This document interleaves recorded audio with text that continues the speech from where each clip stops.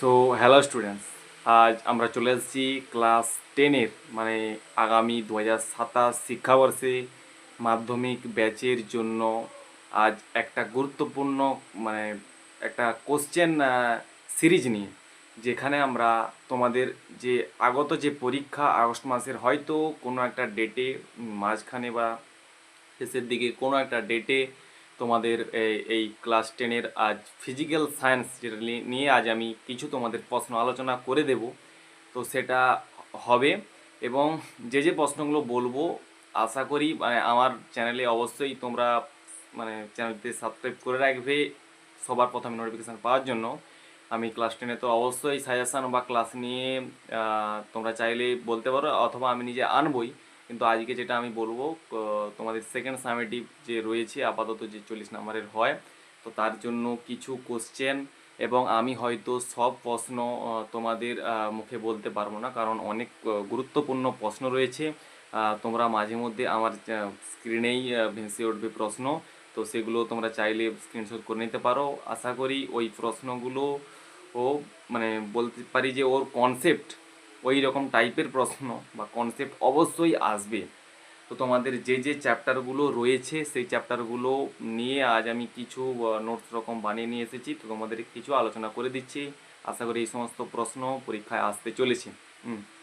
তো যে যে চ্যাপ্টারগুলো হবে তো সেগুলো একটু বলে দিই। তো তার মধ্যে রয়েছে প্রথম তোমাদের যেটা রাসায়নিক গণনা। রাসায়নিক গণনা, তাপের ঘটনাসমূহ, চলতড়িৎ, তড়িৎ প্রবাহ ও রাসায়নিক বিক্রিয়া, পরীক্ষাগার ও রাসায়নিক শিল্পে অজৈব রসায়ন, ধাতুবিদ্যা।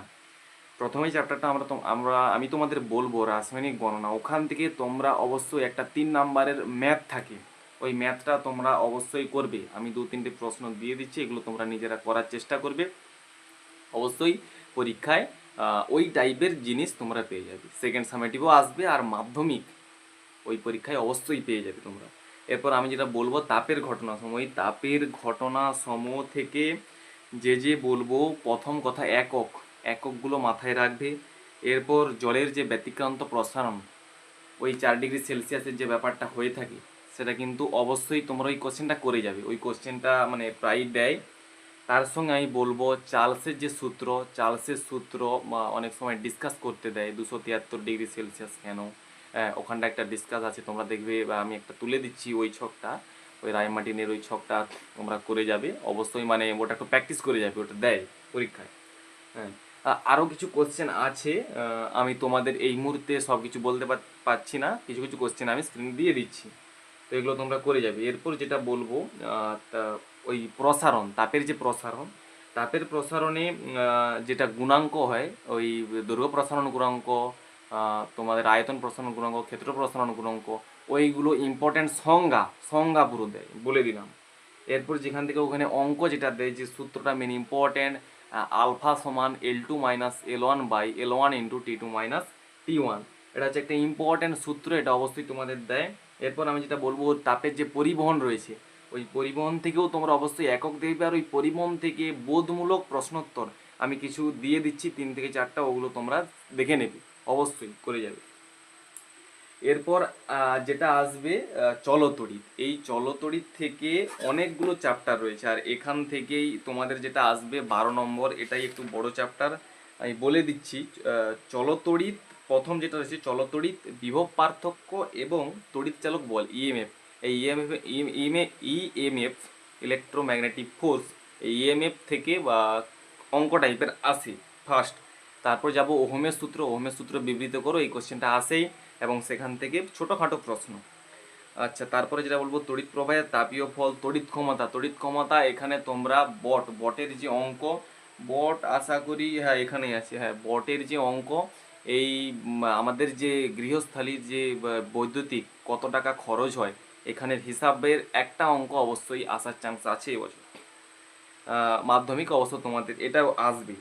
আর এরপরে তড়িৎ চুম্বকত্ব, ম্যাগনেটটা ওখানে তোমরা পড়বে, আর তড়িৎ চুম্বকীয় আবেশ ওখানে ফ্লেমিংয়ের বাম হস্ত ডান হস্ত নিয়ম, বৈদ্যুতিক জেনারেটর কোন নীতির ওপর কাজ করে, এখান থেকে যে আমি কোশ্চেন কিছু দিয়ে দিচ্ছি, এই কোশ্চেনগুলো একটু করে নেবে, কারণ সব বলতে গেলে ভিডিওটা লং হয়ে যাবে, আর তোমাদের কাছে সময় কিন্তু অত্যন্ত কম। আচ্ছা, এরপরে বৈদ্যুতিক জেনারেটরটা তোমরা দেখবে কার্যকলাপ জেনারেটর মানে একটু ছবি এঁকে প্র্যাকটিস করার চেষ্টা করবে, কারণ মনে রাখবে প্রত্যেকটা কোশ্চেনে যদি ছবি পাশে দাও তবেই কিন্তু নম্বরটা তোমাদের বাড়বে।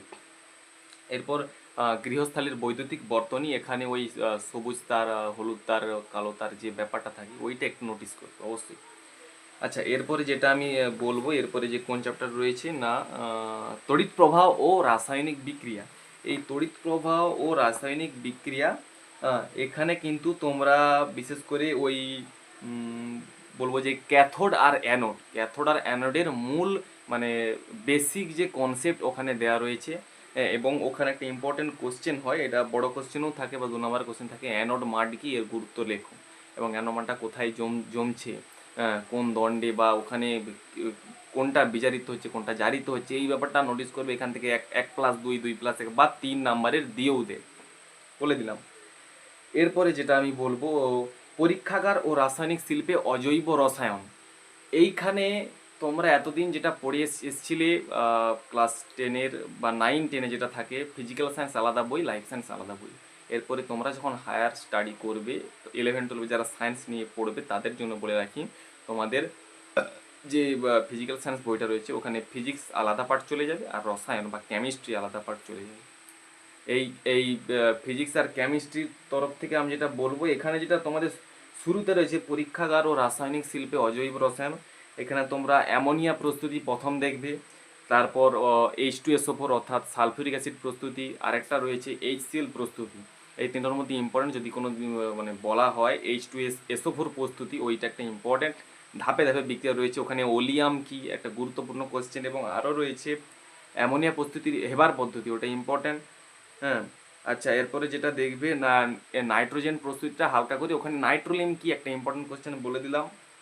এছাড়াও ছোটোখাটো H2S কি প্রস্তুতি হয়, কীভাবে শিল্প পদ্ধতি, ওটা একটু দেখে রাখবে। এখান থেকেও কিছু কোশ্চেন আমি দিয়ে রাখতেছি, তোমরা অবশ্যই দেখে নেবে। আচ্ছা, এরপর আর যেটা লাস্ট যেটা তোমাদের রয়েছে ধাতু বিদ্যা বা মেটালার্জি। এই ধাতু বিদ্যা থেকে আমি বলবো যে কিছু শর্ট কোশ্চেন হিসেবে আসবে, এখান থেকে অতটা বড় কোশ্চেন আসবে না, যদিও আসে আমি স্ক্রিনে দিয়ে দিচ্ছি, এই দু তিনটা কোশ্চেনের মধ্যেই আসবে, এর বাইরে আসার চান্স নেই। এখান থেকে শর্ট কোশ্চেন বেস করে দেয়, মাধ্যমের ক্ষেত্রে তোমরা দেখবে শর্ট কোশ্চেন প্রায় আসে।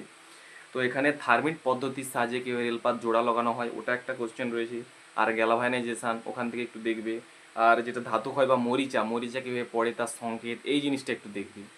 আর ওখানে থাকে কিছু ওই সবুজ ছোপ কীভাবে পড়ে যায়, আমি কোশ্চেন দিয়ে দিচ্ছি, এই 2-3টা কোশ্চেন একটু দেখে নেবে, নাহলে ভিডিও তো লং হয়ে যাবে।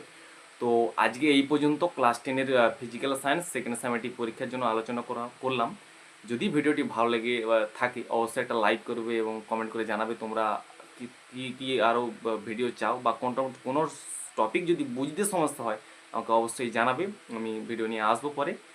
আর আশা করি পরীক্ষা তো সামনে বা কারো অসুবিধা থাকার কথা নয়, তো আমি বলে দিলাম। আর আজকে কিছু কোশ্চেন আলোচনা করে দিলাম, তোমরা অবশ্যই একটু দেখবে, দেখলে তোমাদের আশা করি যে কোশ্চেন সম্বন্ধে একটু সমস্যা থাকে প্রত্যেকেরই পরীক্ষার আগে, সেটা ক্লিয়ার হয়ে যাবে।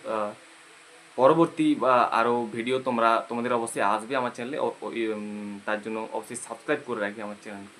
ধন্যবাদ।